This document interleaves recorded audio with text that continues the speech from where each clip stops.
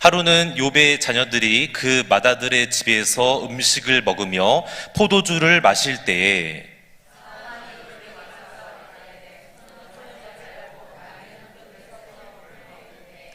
스바 사람이 갑자기 이르러 그것들을 빼앗고 칼로 종들을 죽였나이다. 나만 홀로 피하였으므로 주인께 아래로 왔나이다.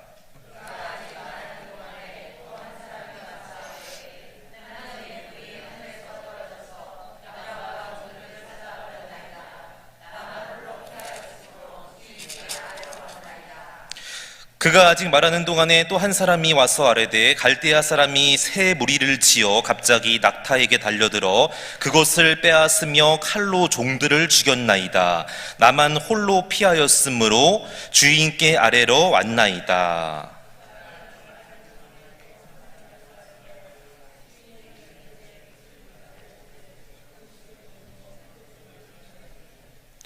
거친 들에서 큰 바람이 와서 집 내 모퉁이를 치매 그 청년들 위에 무너짐으로 그들이 죽었나이다. 나만 홀로 피하였으므로 주인께 아래로 왔나이다 한지라.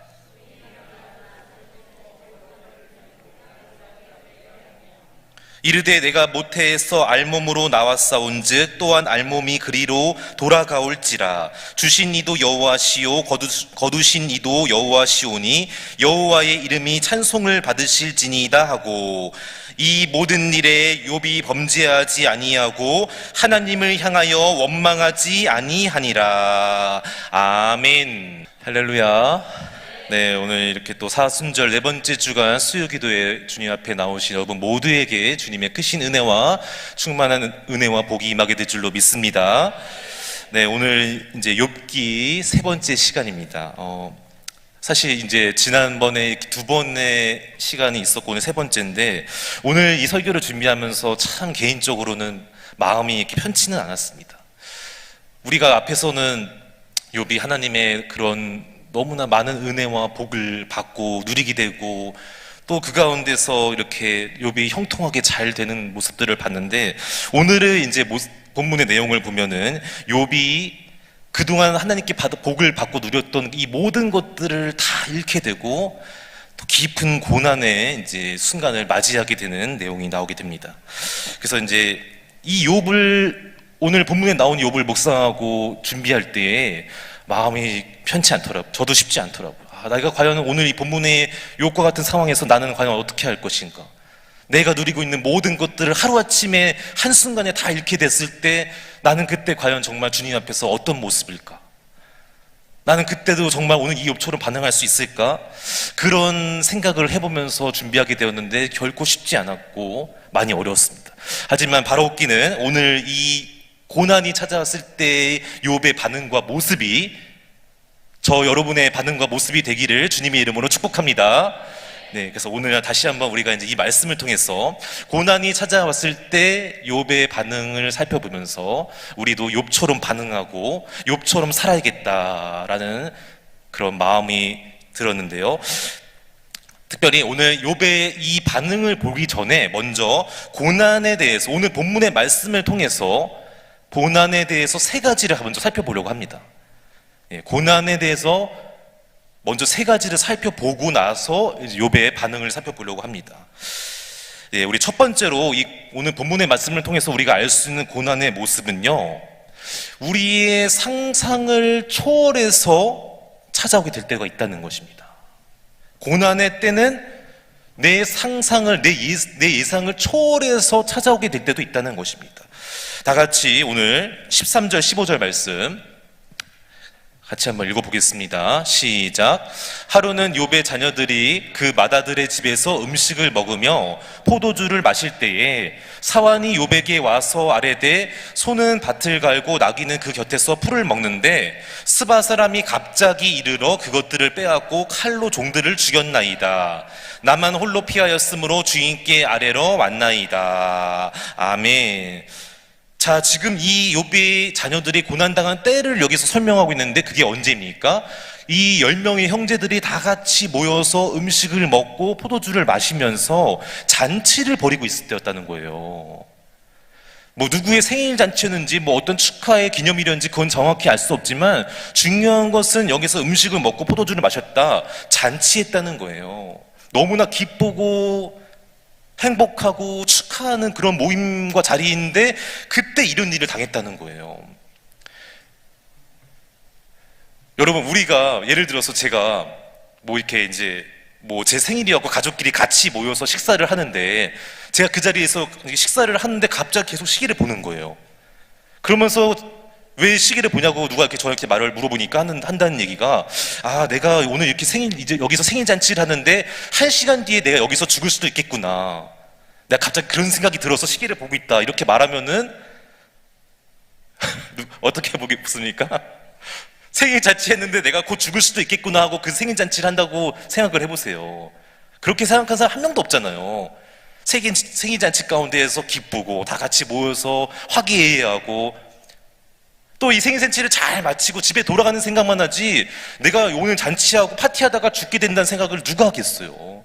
아무도 안 할 거예요. 한 명도 그런 생각하지 않을 거예요. 그런데 오늘 본문은 그게 아니라는 거예요. 고난의 때는요, 내가 생각하는, 상상하는, 예상하는 그때가 꼭 그때만이 아니라 그때를 초월해서 전혀 상상하지 못할 때에도 찾아올 수 있다는 거예요. 다시 말하면 오늘 여기서 우리가 알 수 있는 것은 절대로 우리는 내일 일을 알지 못한다는 거예요. 이 세상에 그 어느 누구도 1시간, 아니 10분 뒤의 일도 알지 못해요. 아무도 몰라요. 절대로 알 수가 없습니다. 우리는 우리의 미래를, 장래를, 내일 일을 알 수가 없는 연약하고 무능한 존재라는 것이죠. 그래서 오늘 여기 첫 번째에서 우리가 알 수 있는 것은 우리는 항상 하나님 앞에서 어떻게 해야 됩니까? 겸손해야 돼요. 내가 지금 좀 돈이 있다고, 내가 지금 좀 건강하다고, 내가 지금 막 잘 나가고 형통하다고 해서 교만하고 막 나를 자랑하고 나를 높이고 나를 드러내기보다는 주님 앞에서 우리는 어떻게 해야 되니까 날마다 십자가 앞에 나와서 겸손하게 하나님의 은혜만 붙잡고 살아가야 될 줄로 믿습니다.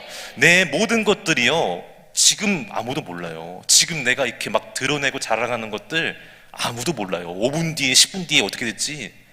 여러분, 생일날에도 이런 일이 생기는데 누가 감히 이런 상상을 하겠습니까? 다시 말하면 우리는 항상 하나님 앞에서는 겸손하고 교만하지 말아야 된다는 것입니다. 왜냐고요?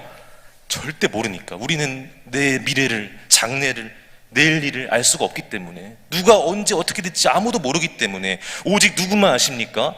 모든 것을 다 알고 계시는 전지전능하신 하나님 한 분만 아시는 줄로 믿습니다. 그 하나님 앞에 나서 겸손하게 주님 은혜 붙잡고 살아가면은 내 모든 수많은 문제와 위기와 고난 주님께서 대신 해결해 주실 줄로 믿습니다. 이기게 해주실 줄로 믿습니다. 자, 두 번째로, 고난은 오늘 우리가 이렇게 말씀해 보니까 갑자기 예고 없이 찾아온 것처럼 보이지만 사실 그 안에는 다 의미가 있다는 거예요. 뭐라고요? 갑자기 우연히 일어난 것 같지만 자세히 들여다보면은, 짓내놓고 보면은 그 고난에는 다 의미가 있고 이유가 있다는 거예요. 우리 15절 말씀,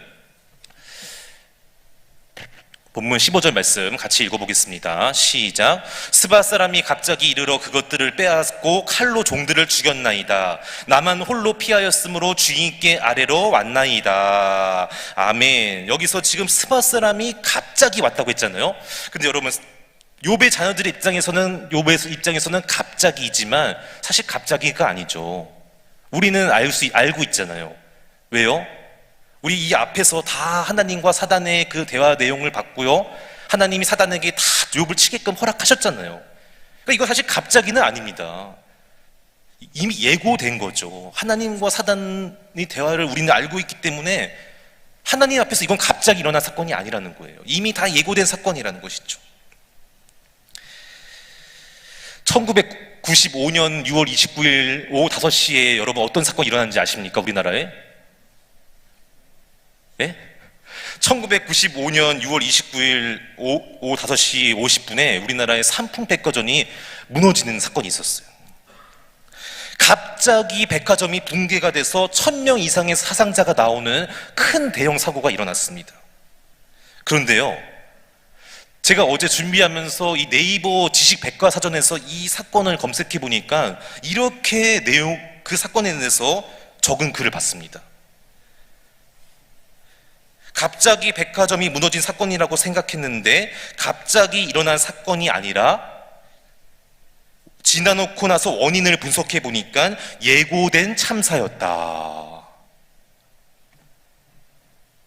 설계의 시공, 유지 및 관리의 부실에 따른 예고된 참사였다고 이렇게 기록을 했더라고요. 우리는 갑자기 백화점이 무너져서 다 이렇게 그런 큰 사고가 일어났다고 생각을 했는데 나중에 이렇게 그 사건에 대해서 기록한 내용을 보니까 예고된 사건이었다 이렇게 적어놨더라고요. 지내놓고 보니까 원인을 보니까 이유를 살펴보니까 거기에는 다 이유가 있었고 원인이 있었다는 거예요. 마찬가지입니다. 오늘도 이 욥의 자녀들이 당한 고난 갑자기라고 생각하고 아무 이유 없이 목적도 없이 아닙니다. 우리는 그 앞에서 봤잖아요. 오늘 이 본문에 지금 이 관련된 내용을 제가 한 권의 책을 봤는데 김기성 목사님의 욥기 산책이라는 그 책을 봤는데 거기 이 내용에 대해서 이렇게 글을 적으셨더라고요. 지금 욥이 고통이나 고난을 당하고 있는데 하나님께서 다 허락하신 거잖아요. 우연히 일어난 사건이 아니라는 거예요. 하나님께서 사단에게 그렇게 하게끔 다 허락을 하셨다. 곧 이 사건은 하나님의 허락하심 안에서 일어난 사건이다. 할렐루야. 아무런 이유 없이 그냥 목적도 없이 의미도 없이 우연히 일어난 사건이 아니라 하나님의 허락하심 안에서 일어난 사건이라는 거예요. 그래서 결국 그 목사님이 마지막에 결론이 뭐냐면은 분명히 여기에는 하나님의 분명한 목적과 의미가 있다는 거예요. 하나님의 허락하심 안에서 일어난 사건이니까 하나님께서 왜 허락하셨는지 우리는 알 수 없지만 분명한 것은 무엇입니까? 하나님의 목적이 있고 의미가 있고 이유가 있다는 거예요. 그래서 그 당시에는 알 수가 없지만 나중에 욥이 고백하지 않습니까? 23장 가서 그가 나를 단련하신 후에 내가 순금같이 되어 나오리라. 할렐루야. 여기서 단련이 뭔지 아세요? 테스트예요, 테스트. 욥이 지금 뭐 자기가 잘못해서 죄를 지어서 이런 고난을 당한 게 아니라 하나님의 그 테스트, 시험이 있었다는 거죠. 근데 이때는 몰랐어요. 근데 지나놓고 보니까 내가 당한 고난이 무의미한 고난이 아니라 하나님께서 나를 테스트 시험하시고 연단하시고 훈련하시기 위해서 이런 시간을 허락하셨구나. 나중에 다 깨닫게 되는 거예요. 바로기는 여러분에게 지금 어떤 고난이나 아픔이 있습니까? 문제가 있습니까? 쓸모없는 시간이 아니라는 거예요. 하나님께서 다 여러분에게 주신 고난은요, 어려움은요, 문제와 그런 것들은요, 슬픔과 상처는 쓸모없는 게 아니라 이것이 나중에 다 어떻게 됩니까? 나에게 다 뼈가 되고 살이 되고 하나님과의 관계가 다시 회복이 되고 할렐루야. 하나님을 더 내가 깊이 알아가고 하나님과의 올바른 관계가 회복이 되고 말씀을 더 깊이 묵상하는 놀라운 하나님의 은혜로 변하게 될 줄로 믿습니다. 그래서 우리가 오늘 알아야 될 것은 고난은 아무 의미 없이 다가오지 않습니다. 나에게 특별히 하나님의 허락하심 안에서 일어난 고난은요 절대로 쓸모없거나 무의미한 시간이 아니라 다 하나하나가 나에게 내 믿음과 내 삶의 인생의 모든 것들이 다 하나님의 도우심과 은혜였다는 것을 깨닫게 될 줄로 믿습니다.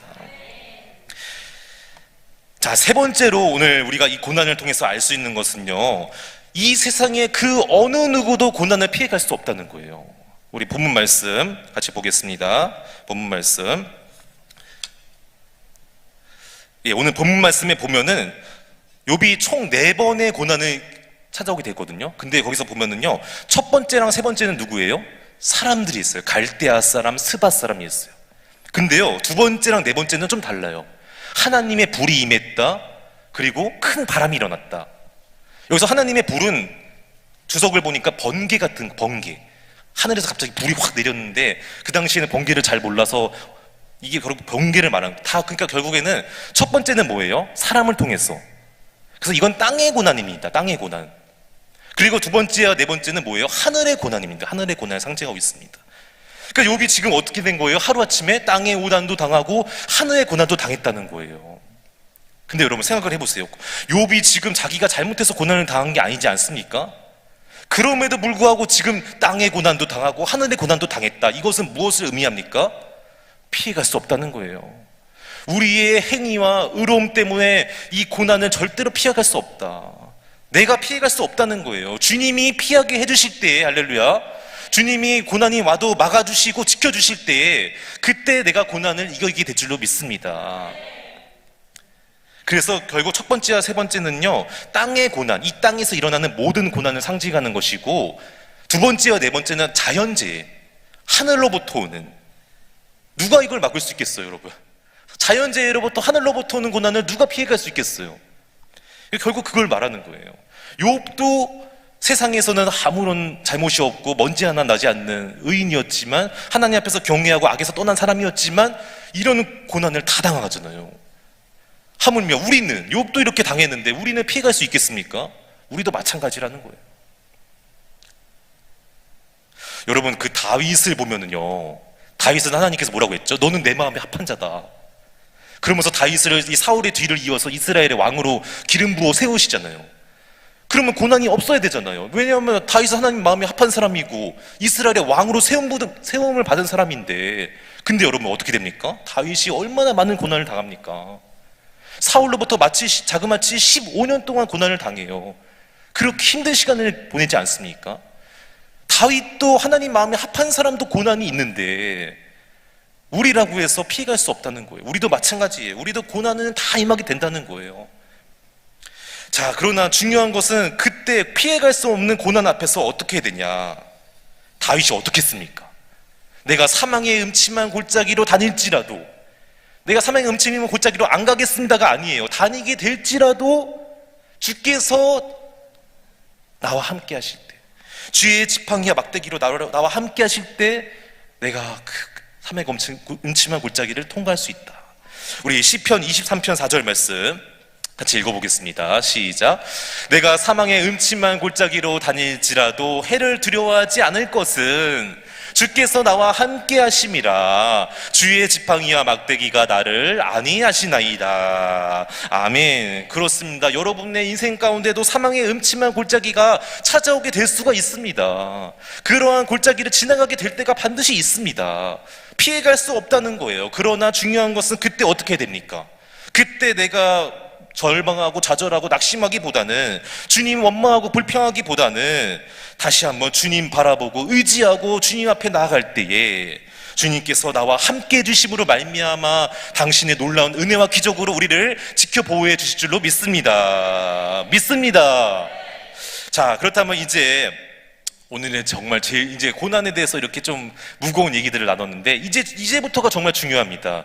다 눈을 이렇게 좀 크게 뜨시고요. 예, 벌써 막 몇 분이 이렇게 졸려하실 수도 있는데, 자, 정말 이제부터가 중요한데요.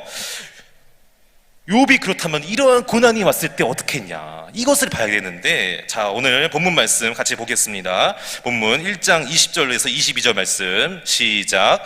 욥이 일어나 겉옷을 찢고 머리털을 밀고 땅에 엎드려 예배하며 이르되 내가 모태에서 알몸으로 나와 싸운즉 또한 알몸이 그리로 돌아가올지라. 주신 이도 여호와시오 거두신 이도 여호와시오니 여호와의 이름이 찬송을 받으실지니이다 하고, 이 모든 일에 욥이 범죄하지 아니하고 하나님을 향하여 원망하지 아니하니라. 아멘. 자, 오늘도 제가 이 책을 소개를 하고 해야 될 것 같습니다. 욥기 십자가의 지혜. 제가 계속 지금 앞에서 두 번 설교할 때도 얘기했고 오늘도 이야기했는데, 오늘 여기 제가 이 책을 참 너무 좋아할 수밖에 없는 게, 오늘 이 책에 보니까요, 이 본문에 지금 방금 우리가 읽은 말씀을 대해서 이런 내용을 적었는데 한번 잘 들어보세요. 욥은 자신이 소유한 모든 것과 모든 자녀가 내 것이 아니라 하나님께서 나에게 주신 선물임을 깨달았다.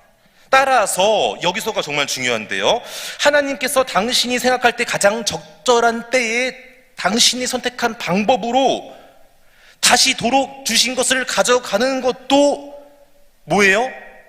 전적인 하나님의 주권이고 특권이다.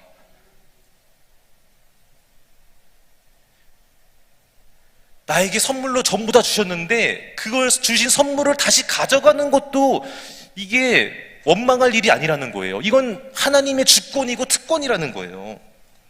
그러면서 마지막에 제가 여기서 너무나 많은 인사이트를 얻었는데 이렇게 적었더라고요. 욥은 무엇인가를 잃었을 때 그 순간에 가장 먼저 그것을 주신 하나님을 생각했다. 할렐루야. 뭐라고요?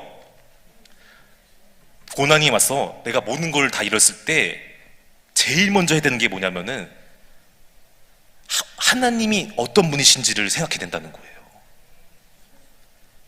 고난 바라보고 막 우리는 슬퍼하고 절망하고 원망하잖아요. 다 주신 건 줄 때는 언제고 다 뺏어가냐고 막 그럴 적에 원망하잖아요. 그게 아니라 그거 바라보지 말고 하나님이 어떤 분이신가를 먼저 생각하라. 하나님이 어떤 분이십니까? 나에게 모든 것을 다 주신 분 아닙니까? 다 주신 분이 다시 도로 가져가겠다는데 왜 원망하냐는 거예요. 당연한 이거는 내가 원망할 일이 아니죠. 하나님 전부 다 주신 건데 다시 가져가시겠다고 할 때 내가 왜 원망을 하냐는 거예요. 오히려 하나님이 나에게 지금 이런 주권과 특권을 오히려 인정하고 받아들이고 욥처럼 더 하나님 앞에 찬양하고 예배해야 된다는 것이죠. 그것 때문에 흔들리면 안 된다는 거예요. 그러니까 저 마지막에 그 했던 말씀이 너무 좋았는데, 무엇인가를 잃게 되는 순간에 하나님이 어떤 분이신지를 생각해라. 그거 바라보지 말고 환경과 조건 바라보지 말고 하나님을 바라보고 하나님이 나에게 지금까지 어떻게 하신 분이신가, 하나님은 어떤 분이신가, 창조주 되시고 전능하시고 세상 끝날까지 나와 함께 하시는 하나님 아니십니까? 근데 그게 좀 있다고 해서 없다고 해서 그때그때 불평하고 기뻐하고 그게 아니라 지금까지 나에게 어떻게 해주셨는지 그 하나님을 바라보라는 거예요. 그리고 그 하나님을 먼저 생각하라는 거예요.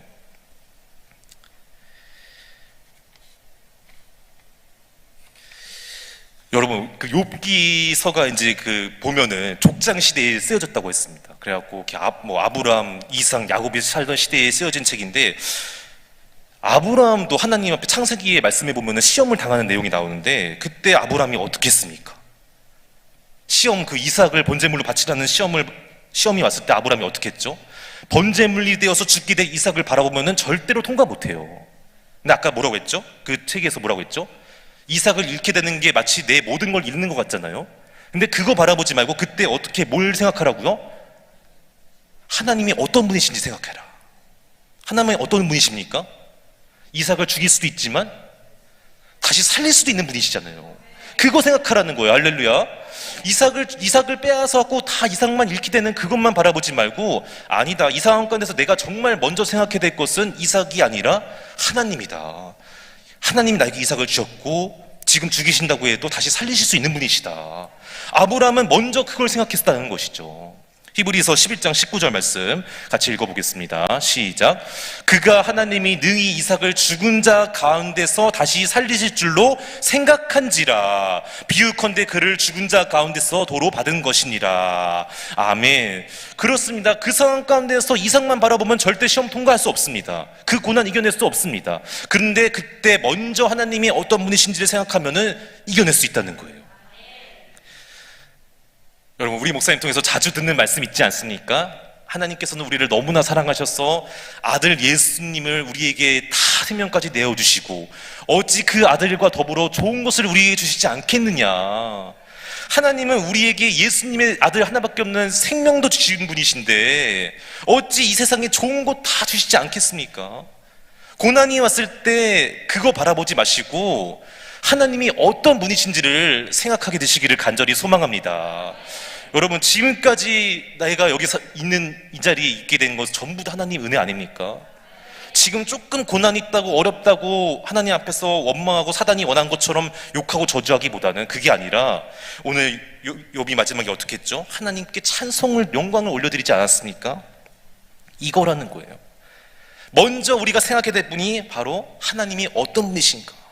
사순절 4번째 주간을 맞이해서 우리가 날마다 무엇을 생각해야 되겠습니까? 하나님은 어떤 분이십니까? 나를 위해서 예수님을 이 땅에 보내주시고 십자가에 달려 처절하게 죽기까지, 물과 피를 다 쏟기까지 그 아들 예수를 나를 위해서 대신 죽게 하시고 그 아들을 다시 살리시고 보혜사 성령님을 보내셔서 영원히 세상 끝날까지 나와 함께 하시는 하나님이신데, 잠시 잠깐의 고난 때문에 우리가 어렵고 절망하고 힘들어하고 낙심하기보다는 하나님이 어떤 분이신가, 창조주 되시고 전지전능하신 하나님이시다, 나를 영원히 사랑하시고 끝날까지 함께 해주신다, 그 하나님 바라보고 생각하며 나아갈 때에 저 여러분 모두가 다시 한번 욥처럼 고난이 왔을 때 믿음으로 승리하게 될 줄로 믿습니다. 바라옵기는 저 여러분 모두가 날마다 예수님의 십자가 사랑 묵상하고 하나님이 어떤 분이신지를 기억하고 주님의 그 은혜 가운데 동참하며 나아가게 되기를 주님의 이름으로 축복합니다. 기도하겠습니다.